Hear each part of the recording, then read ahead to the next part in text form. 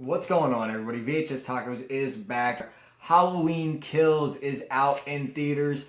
Technically the third Halloween movie because they cut out pretty much everything after the original all the way up until the 2018. Like all that stuff ceases to exist. The plot breakdown. This movie literally picks up like milliseconds after the first one ends. The Strode women, they're all in the back of the truck as they're leaving. Here comes some fire trucks, and that's where the whole part in the trailer kicks in. No, let them burn and everything like that. Lori, she is like fatally wounded, so she's in the hospital, which she actually ends up being in for most of the movie, if not all of it. I was kind of shocked by that. Same, but we will get to that in a minute. The fire bros roll up, and how did Michael survive the fire? Well, Lori, and all of her resourcefulness with the gun case and the gun cabinets and the gun rooms and everything like that, he locked himself in because it is airtight. So he wrecks them, and then this whole movie is essentially Infinity War for Michael, and he's Thanos. It is him going to town on everybody as the good guys try to figure out a way to stop him. So this is a wild movie. We have not gotten a Michael Myers this brutal before. I mean, he's always been very methodical with his kills. He's always kind of been quiet, hidden in the shadows. But he's pissed off.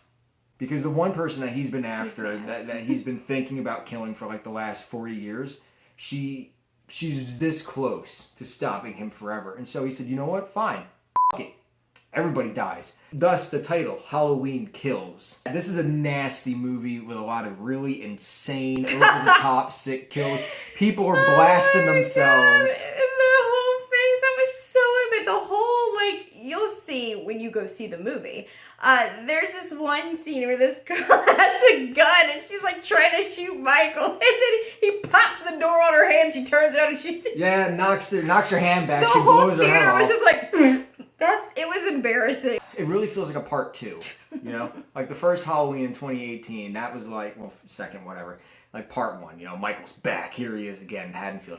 But now it's this is definitely a middle part. Plot-wise, not much happens. I mean, we're talking almost real time, 90 minutes. Over the course of 90 minutes, right after the ending of the last one.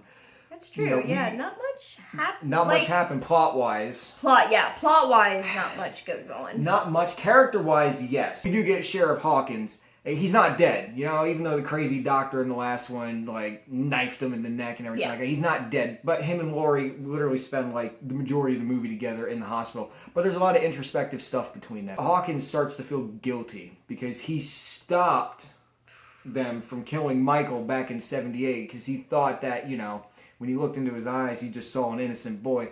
But it's great because then at the end of the movie, he's like, no, there's no boy in there. It's just pure evil. And we gotta put him down. And, for Lori, she doesn't really get much here. No. Not yet. So seriously, mega super spoiler alert from here on out, because now we're going to talk about the ending and we're really going to get into it here. So at the end of the movie, Michael has essentially been cornered. Lori's daughter has his mask. She ran a couple streets over, drops it on the ground. You got that sense in the first movie at the beginning that this mask is really his source of power. He's able to hide behind it, and he's able to just be this unstoppable beast. He walks over to go get the mask. Everybody starts pulling up. Here's the town of people that have united against Michael. I mean, we've got maybe 20, 15, 20 people. Yeah. And they're armed with everything from guns, knives, bats. God, I think one person had a shovel. There's a hockey stick. Whatever they could find, whatever can put them down, they got it. Michael goes to town. They bananas. They get greedy, right? They get greedy when they go in for the final kill, putting a bullet in the back of his head. People start getting sliced and diced and absolutely shot. I mean, he kills everybody, literally everybody. Everybody. And so, the whole final confrontation happened in Michael's house, as is usually the case with, Halloween movies.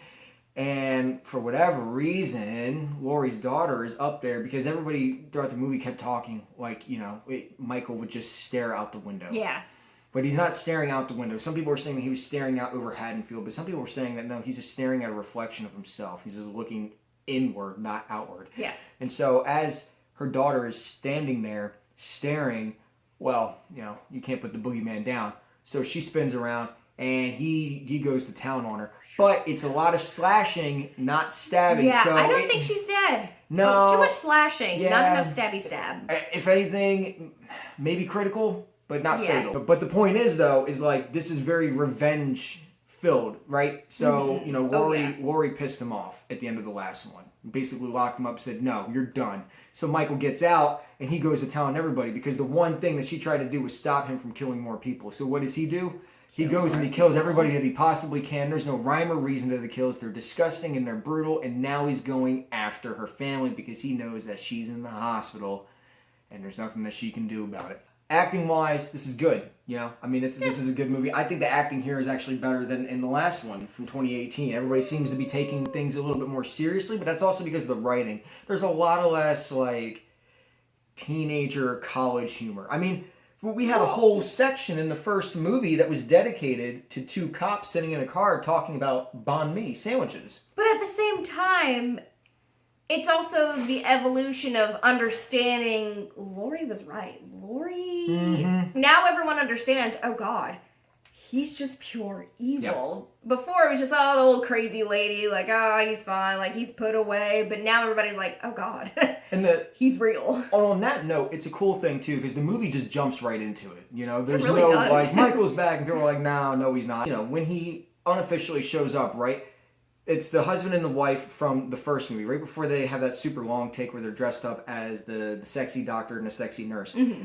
And then they go inside and like, oh my God, he's here. So they basically weaponize that entire bar's worth of people to come out. I mean, everybody literally forms together to take this man out. Oh yeah. This movie is a wonderful metaphor in how just the slightest bit of misinformation is dangerous. So what the crazy guy that escaped in the first movie, the one who has like long stringy hair and everything like that, he shows up, and that was the one that got away in the car. Mrs. Taco was right. And they end up chasing him down to the hospital where Laurie's daughter like locks her in. Is basically like, this is the only place where you're safe. He sees that everybody's closing in on him, so he breaks the window open with a fire extinguisher. Nobody actually knows what Michael looks like. Nobody knows what he looks like. Yeah, the family. So everybody's like, oh, there he is. And it's like, no, that's not him. Yep. He breaks open the window with a fire extinguisher. He jumps to his death and all. And then everybody's just standing there like, we definitely got the wrong guy now. But it's interesting, right? So it's like everybody was totally weaponized in the hospital. Everybody's weaponized at the bar. They're so like tunnel vision, get this guy. But that's the whole point. That's what Michael wants. You know, you freak everybody out. You turn them into him. You know, it's just more Michael, more just senseless killing. You know, because every single person is responsible for the death of that man at the hospital. Yeah. It was a fascinating movie. Not much happens, like plot-wise. It's really like 90 minutes more on the first one. Minus, of course, up into the ending where, I mean, it's just setting the stage for a wonderful mega final showdown next year. But it's all about the characters in this. And the kills. My lord, the kills. They are just brutal and nasty. So gross. Overall, though, I love this movie. I enjoy it more than the first. You know, the acting is better. The writing is better. Less humorous. Definitely more serious. The music is amazing. John Carpenter, even all these years later, the man just knows what to do with this music, and it's fantastic. It's great. Yeah, I give it a 5 out of 5. It was okay. I'm the worst. No, it was good. It just, I cover my eyes for most of it because I can't, not that I can't stomach. I can take it, but I don't want to. So I would definitely say it's a solid 3. Okay. I feel like that's good for me. That's good. For you. That is our super spoilery, at least for the ending, take on Halloween Kills, better than Halloween 2018, even though that's still a good movie. If you guys liked it, let us know. If you guys didn't like it, let us know. Let us know, yeah. If you think my opinion's wrong, why are you here? Don't tell me about my opinion. So, until next time, guys, this has been VHS Taco signing off with a very stabby review, and we will see you guys on the next go-around. Adios. Bye!